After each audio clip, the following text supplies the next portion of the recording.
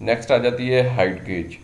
Height gauge जो basically हम किसी भी चीज़ की हाइट मेजर करने के लिए यूज़ करते हैं, तो इसको बेसिकली हम यूज़ करते हैं सरफेस प्लेट के ऊपर। इसके कुछ पार्ट्स हैं वो आपके सामने हैं, मतलब ये आपकी मेन स्केल है, ये बीम भी इसको कह सकते हैं, ठीक है। ये स्लाइडर है जो एडजस्टमेंट करते हैं, ये क्लैंप है, ये भी लॉक डिवाइस, इसको लॉक कर लेते हैं, ठीक है। वर्नियर स्केल, ये जो मूव होने वाली स्केल इसको कहते हैं वर्नियर स्केल, ये मूव होती है बेसिकली। स्टाइल क्लम्प है, ये भी यहाँ पे क्लम्प हो जाता है। फिर जाज हैं, बेसिकली ये जाज जो नीडल हम जिसके ऊपर हमने अपनी रीडिंग लेनी होती है वहाँ पे अप्लाई करते हैं, ठीक है। और इसी के ज़रिए हम मार्किंग भी कर देते हैं। जो आपकी हाइट गेज है मेजरिंग के साथ साथ मार्किंग का भी काम करती है। इसका जब मैं आपको एक्सपेरिमेंट करवाऊंगा इसके फंक्शन, तो इसके अंदर बताऊंगा कि मार्किंग किस तरह की जाती है। ये इसकी बेस है, ठीक है। इसके अंदर भी आप इसको कह सकते हैं कि डिजिटल जो आपकी हाइट गेज भी अवेलेबल होती है मार्केट के अंदर। ये जी डिजिटल हाइट गेज है, इसके ऊपर जो आप देखें तो यहाँ पे डिजिटल आपने जैसे ही जो भी हाइट आपने यहाँ पे जो आपका नीडल है आपने अप्लाई की, तो करने के साथ ही आपके पास रीडिंग डायरेक्ट आ जाती है। तो वहाँ से हम इसको रीडिंग ले सकते हैं। ये भी इंचज़ में या मिलीमीटर्स के अंदर कन्वर्ट हो सकती है। अगर अभी तक आपने मेरा चैनल सब्सक्राइब नहीं किया तो पहले चैनल सब्सक्राइब कर लें और साथ वाले बेल आइकॉन को भी क्लिक कर लें ताकि नई आने वाली वीडियो का नोटिफिकेशन आपको मिल सके। ये आपके पास जो एक आपको ये गेज नज़र आ रही है इसको हम कहते हैं हाइट गेज, ठीक है। इसके ऊपर वर्नियर कैलिपर की तरह ही कुछ हमारे पास स्केल्स होती हैं। एक वर्नियर स्केल होती है और एक जो होती है स्केल हम इसको कहते हैं मेन स्केल।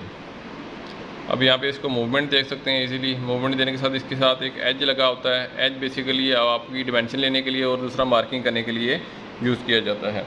हमारे पास वर्क पीस है।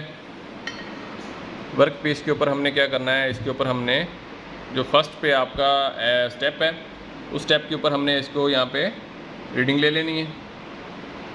जो भी यहाँ पे आपकी रीडिंग है वो हमने नोट कर लेनी है। यहाँ पे आपने इजीली इसके ऊपर से रीड कर सकते हैं। जो ज़ीरो आपका कोइंसाइड हो रहा है जिस लाइन के साथ हमने वो देख लेना है।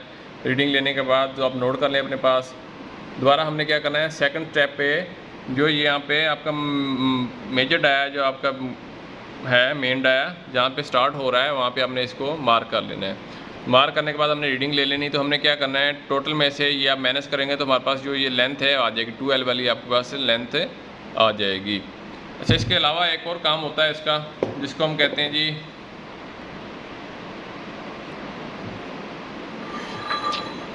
अब यहाँ पर एक आपके पास एक रिंग नज़र आ रहा है।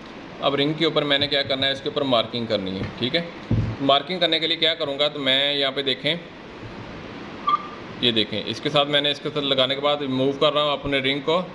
इसको मैंने जितने भी स्लाइसिस के अंदर कन्वर्ट करना चाहता हूँ, कटिंग करना चाहता हूँ, इसके लिए मैंने पहले मार्किंग कर लूँगा। मार्किंग ये देखें रिंग को मैं मूव करता जा रहा हूँ तो यहाँ पे आप देख सकते हैं मार्क आपको नज़र आ रहा होगा।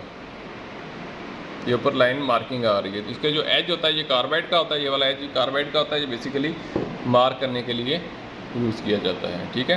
तो जो भी हम इंस्ट्रूमेंट यूज़ कर रहे हैं इसकी सेफ्टी आप लोगों ने ज़रूर मद्देनज़र रखनी है। जिस तरह हमारे पास ये शार्प एज है, हाथ से लग सकता है, इसको हमने बिल्कुल एज कार्नर के ऊपर नहीं रखना। यहाँ पे गिरने से हम क्या हो सकता है कि गिरने से भी हमें चोट लग सकती है, इंस्ट्रूमेंट ख़राब हो सकता है। जिस तरह हमारे पास वर्नियर कैलिपर है, ये देखें बिल्कुल शार्प एजेस होते हैं, ये भी शार्प होता है बैक पे भी। तो इसके ज़रिए हमें एहतियात करनी है। टेबल के एंड पे रखा हो, गिरे किसी को पाँव पे लग सकता है और मतलब मूवमेंट भी नहीं ज़्यादा करनी, किसी के आइज़ के अंदर ना लग सके। तो मतलब आपने जो भी इंस्ट्रूमेंट यूज़ करने हैं प्रिसाइज होते हैं।